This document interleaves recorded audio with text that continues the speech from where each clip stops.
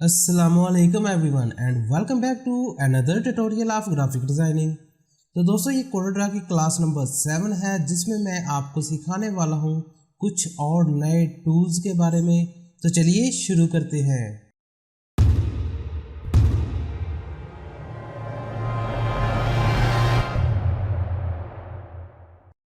Alright, welcome back. तो दोस्तों class number 7 शुरू करने से पहले आपसे एक छोटी सी रिक्वेस्ट है कि वीडियो को ऑनलाइन देखा करें।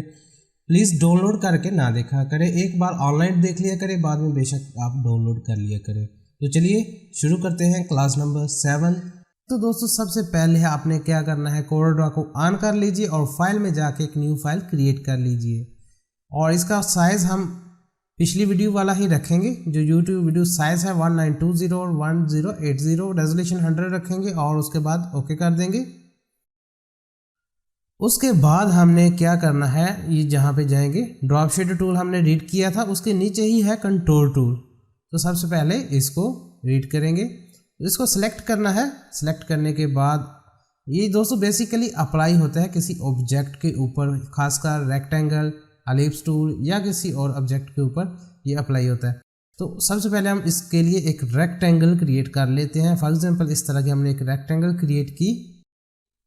अब इसके हमने कॉर्नर राउंड कर लेनी है। तो यहाँ पे ऊपर रेक्टेंगल के ऊपर प्रॉपर्टी बार में ये 4 बॉक्स आ रहे हैं, यहाँ पे हम इसके कॉर्नर्स को राउंड कर सकते हैं। तो यहाँ पे कितने पॉइंट राउंड करना है, तो 100 रखेंगे यहाँ पे, और इसको 20 रखेंगे और ऊपर 100 और नीचे 20 एंटर करेंगे तो कुछ इस तरह की शेप बनेगी।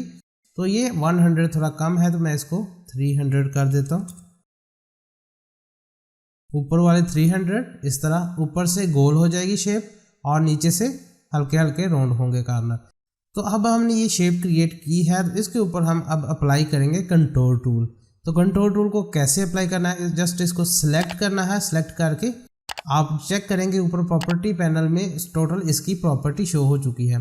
तो इसके बाद हमने इसको अप्लाई करना है। यहाँ पे क्लिक करेंगे और हल्का सा मूव करेंगे इन साइड की तरफ, अपने माउस को इन साइड मूव करेंगे और ये एक और शेप क्रिएट करेगा सेम उसी तरह की इसके इनसाइड, यानी कि सेम उसी की कॉपीज़ बनाएगा छोटा करके। ठीक है, तो यहाँ पे नंबर ऑफ़ कॉपीज़ लिखे हुए हैं, कंट्रोल स्टेप्स कितने आपने रखने हैं। तो यहाँ पे कंट्रोल स्टेप्स आपने जितने रखने वो आप यहाँ पे अप्लाई कर सकते हैं। 3 हैं, 5 कर सकते हैं। जितने ज़्यादा करेंगे ये उतने बॉक्सेस ज़्यादा बन जाएंगे। तो यहाँ हम 3 ही रखते हैं, ओके करते हैं। ओके करने के बाद हम पिक टूल लेंगे, यहाँ पे ड्रॉ टूल ही सिलेक्ट रखेंगे और यहाँ पे राइट क्लिक करेंगे और यहाँ पे ऑप्शन आ रहा है सबसे ऊपर ब्रेक कंट्रोल अपार्ट। तो यहाँ पे क्लिक कर देंगे तो इससे क्या होगा कि ये कंट्रोल अपार्ट ब्रेक हो जाएगा, ये सारी शेप्स अलग अलग हो जाएंगी। और अब चेक करें, ये शेप अलग हो गई और ये शेप अलग हो गई। तो इनको जस्ट हमने अनग्रुप करना है और यहाँ पे एडजस्ट कर लेना है। तो यहाँ पे सेंटर करेंगे, इसको कंट्रोल Z करते हैं वापस लाने के लिए। अब इसको अनग्रुप करने के लिए यहाँ पे ऑप्शन आ रहा है ऊपर प्रॉपर्टी बार में ही, तो इसको अनग्रुप करेंगे तो ये अलग अलग हो जाएंगे। ये चेक कर लें, ये सारी शेप्स अलग अलग हो चुकी हैं। तो कंट्रोल टूल का दोस्तों यही काम है कि ये आपकी एक शेप को सेम, यानी कि उसी की शेप के डायरेक्शन को छोटा करके आपको रिसाइज कर देता है। तो उसके फॉर एग्जांपल अब हमने इसमें कलर फिल करने हैं, तो अब बाहर हम रखेंगे ब्लैक, उससे साथ वाइट और उसके साथ रेड। तो ये कुछ इस तरह की शेप आपको देखने को मिलेगी, तो जो कि आपने कंट्रोल टूल की मदद से बनाई है। अगर हम, और आपके जहन में अभी एक सवाल आ रहा होगा, तो अगर हम इसी की छोटा करके कॉपीज़ बना लें तो फिर भी तो हम ये सब बना सकते हैं। तो वो दोस्तों वैसे पॉसिबल नहीं है। जस्ट आप यहाँ चेक करें, हमने ये कॉपी बनाई, इसको येलो किया, अब एक और कॉपी बनाई और इसको रेड कर दिया, अब एक और कॉपी बनाई और इसको वाइट कर दिया। तो दोस्तों इस शेप में और इस शेप में आप चेक कर लें डिफरेंस दोनों में कितना है। अगर आप इस तरह कॉपी बनाएंगे तो ऊपर वाली स्पेसिंग साइड वाली स्पेसिंग से ज़्यादा होगी, क्योंकि शेप हाइट में ज़्यादा है और विड्थ में कम है। तो इसके लिए बेस्ट है कंट्रोल टूल, अगर आपने इस तरह की एक जैसी शेप्स क्रिएट करनी है तो।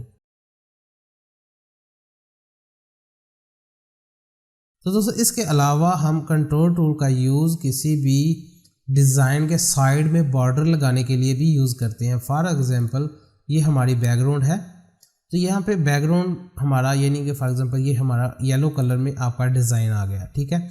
अब हमने इसको थोड़ा थोड़ा छोटा कर लेना है। तो यहाँ पे मैं यहाँ पे लॉक को ऑन करेंगे यानी कि खोल लेंगे और यहाँ पे हम 1920 है तो 100 स्टेप कम कर देंगे यानी कि 1820 कर देंगे। वहाँ पे यहाँ पे 1080 है तो 980 और यहाँ पे ये चेक करें कि एक जैसा साइज़ चारों तरफ से छोटा हो जाएगा इस ऑब्जेक्ट का।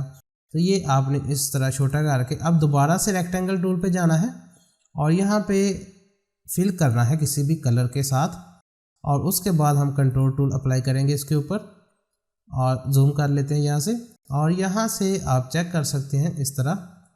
तो ये डबल शेड अप्लाई होगा इस तरह। आप ये चेक करें, ये आपने स्टेप्स ये कंट्रोल जो भी हैं स्टेप्स ये ज़्यादा कर लेने हैं। तो इस तरह की शेप्स आपको देखने को मिलेगी। और अब यहाँ पे ब्लैक नज़र आ रहा है तो ये आउटलाइन दोस्तों आउटलाइन नज़र आ रही है, इसको आपने राइट क्लिक करना है यहाँ पे और ये आउटलाइन ख़त्म हो जाएगी। तो उसके बाद ये चेक कर सकते हैं।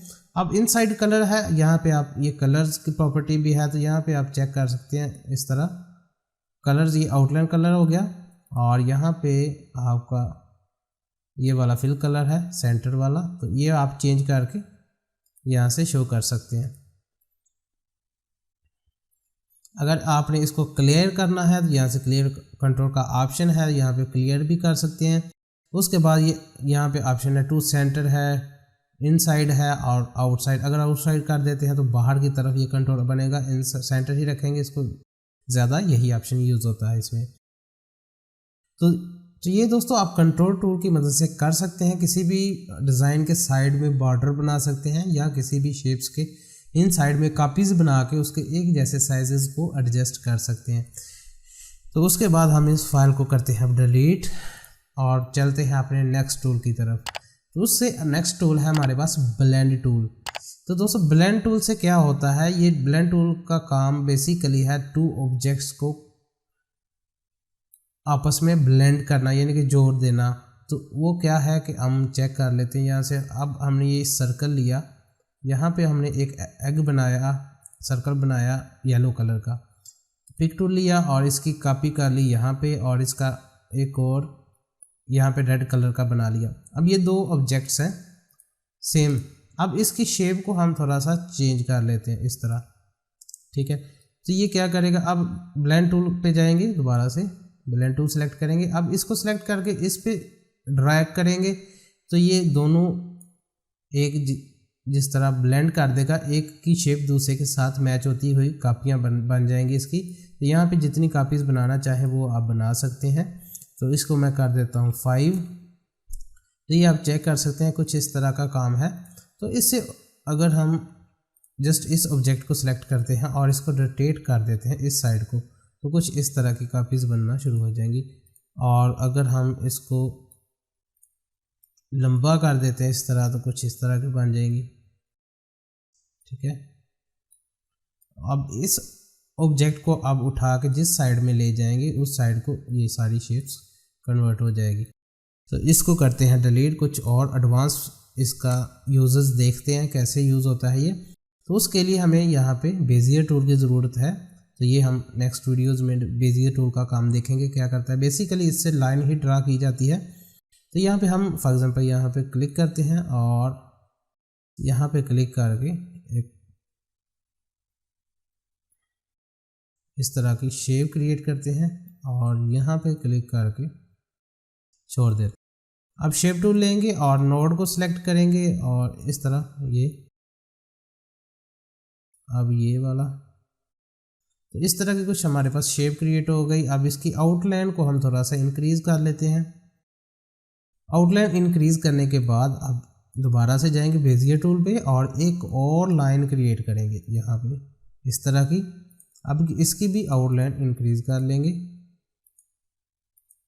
ठीक है। तो इसका कलर हम रख लेते हैं आउटलाइन का ब्लू और इसका कर लेते हैं रेड। तो ये 2 कलर आउटलाइन होगी, इस तरह की ये शेप बन गई। और उसके बाद हमने दोबारा जाना है ब्लेंड टूल पे। ब्लेंड टूल से अब इस एक लाइन पे क्लिक करके दूसरी लाइन तक इसको ब्लेंड करना है इस तरह। तो ये देखें बहुत ही कमाल की शेप क्रिएट होगी। और अगर हम इस सिंगल लाइन को क्लिक करके रोटेट करते हैं तो ये चेक करें बहुत ही कमाल के ऑब्जेक्ट्स क्रिएट होंगे इससे, ये चेक करें। और इसके बाद अगर हम यहाँ पे ब्लेंड क्लिक करते हैं और ये ऑप्शन चेक करते हैं, क्लॉकवाइज करते हैं, तो कुछ ये कलर्स की शेडिंग को चेंज करेगा। अब ये देखिए मल्टी कलर है, तो यहाँ पे आप मल्टीपल यहाँ से टूल को चेक कर सकते हैं शेप्स को क्रिएट करके। अब इस लाइन को हम उठाते हैं यहाँ पे और यहाँ पे ले जाते हैं, तो कुछ ये देखें बहुत ही कमाल के शेप्स क्रिएट हो रहे हैं।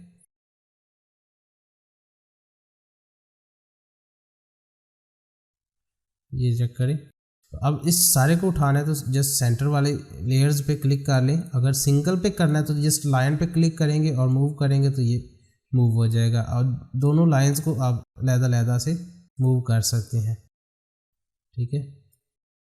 तो जैसा आपको खूबसूरत लगे वैसी शेप इससे क्रिएट कर सकते हैं आप दो ऑब्जेक्ट्स के दरमियान। तो दोस्तों ब्लेंड टूल का और भी काम है जो कि लोगो डिज़ाइनिंग में बहुत ज़्यादा यूज़ होता है, तो वो भी हम चेक कर लेते हैं कैसे होता है। जस्ट यहाँ से बेजियर टूल लेंगे, यहाँ पे एक लाइन क्रिएट करेंगे, इस तरह शेप टूल लेंगे और यहाँ पे सेंटर पे क्लिक करके यहाँ पे जाएंगे, यहाँ कन्वर्ट टू कर्व पे क्लिक करेंगे और इसको थोड़ा सा इस साइड को शेप को बनाएंगे।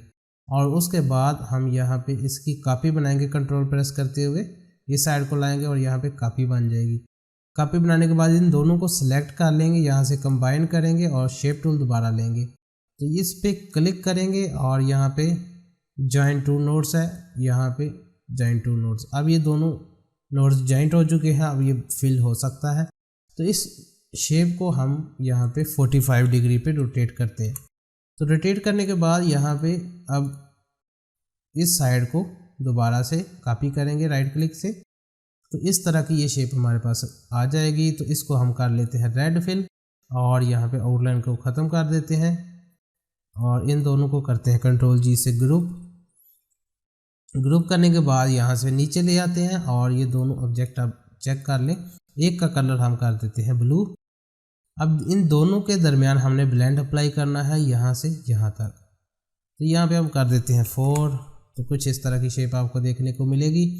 अब क्या करना है, अब हमने एक सर्कल लेना है इस तरह का, साइज डिक्रीज करते हैं थोड़ा, पिक टूल लेंगे और इसका अब इसके बाद इसको हमने सिलेक्ट करना है ब्लेंड को, ठीक है। यहाँ पे जाएंगे पाथ प्रॉपर्टीज पे, तो यहाँ पे न्यू पाथ पे क्लिक कर देंगे।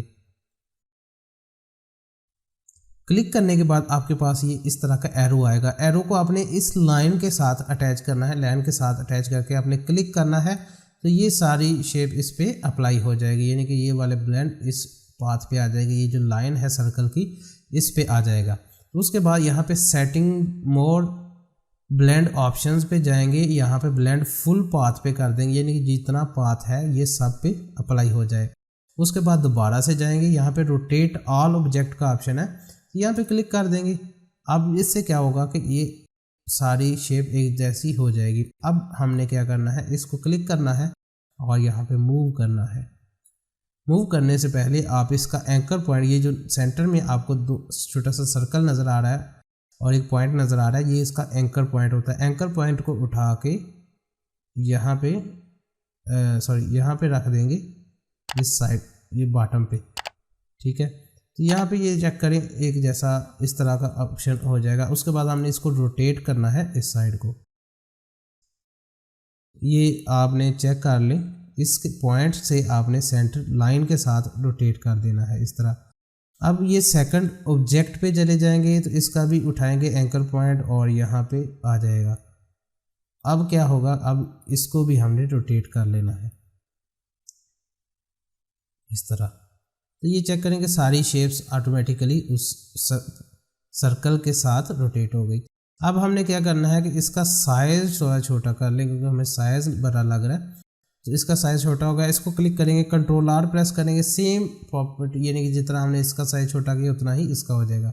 अब क्या करेंगे, अब हम इसकी कापीज़ को इंक्रीज़ करेंगे। इसकी कापीज़ 4 हैं तो हम 10 कर देंगे, तो इस तरह की शेप क्रिएट हो जाएगी। यहाँ पे अगर आप कर देते हैं 15 तो कुछ इस तरह की शेप क्रिएट हो जाएगी। अगर आप यहाँ पे कर देते हैं 20 तो और ज़्यादा, जितनी कापी बनाना चाहें वो बना सकते हैं आप। और उसके बाद अगर मल्टीपल कलर्स करना चाहें तो यहाँ से, और अगर क्लॉकवाइज करना चाहें तो यहाँ से। मल्टीपल ही खूबसूरत लग रहा है यहाँ पे।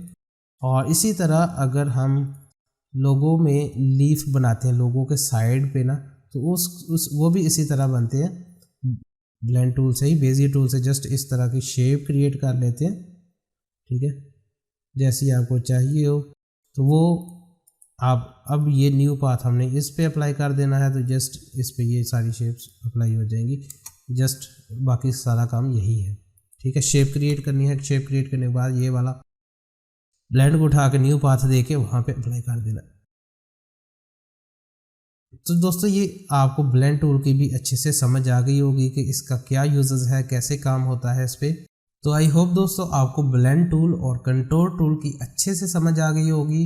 तो दोस्तों इन्हीं टूल्स का यूज़ हमारे नेक्स्ट ट्यूटोरियल में भी होता रहेगा और हम इन्हीं टूल्स से नई नई चीज़ें भी क्रिएट करते रहेंगे। आई होप दोस्तों आपको क्लास नंबर 7 से काफ़ी कुछ सीखने को मिला होगा। और अगर अभी तक आपने वीडियो को लाइक नहीं किया तो प्लीज़ लाइक कर दीजिए, और अगर पहले से नहीं किया हो तो सब्सक्राइब कर दीजिए और साथ बेल आइकन को ज़रूर प्रेस कीजिएगा, जिससे आपको हमारी नई आने वाली वीडियोस की अपडेट्स मिलती रहेंगी। तो मैं हूं आपका टीचर बहादुर भाई।